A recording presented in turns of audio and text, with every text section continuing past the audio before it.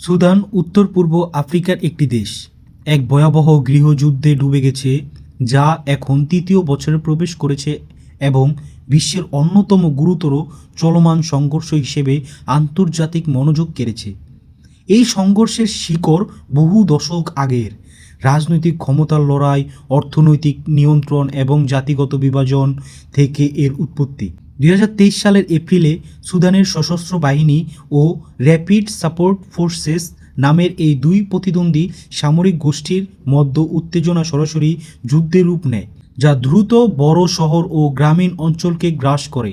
যুদ্ধ বাড়তে থাকায় মানবিক বিপর্যয় ভয়াবহ আকার ধারণ করে।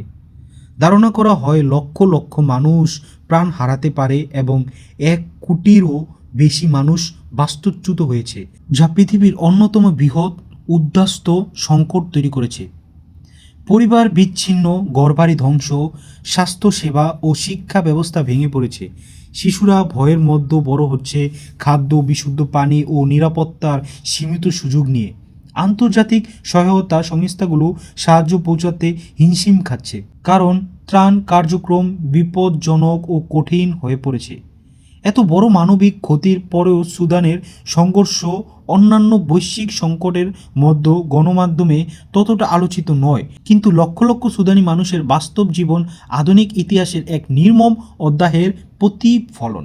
এটি শুধু যুদ্ধ বা মিলিশিয়ানের গল্প নয়, এটি ক্রস ফায়ারের আটকে পড়া মানুষের গল্প, শান্তির জন্য আকুল বাস্তুচ্যুত জনগোষ্ঠীর গল্প এবং একটি বিশ্বের গল্প যে এখনও তাদের কষ্টের জবাব খুঁজছে।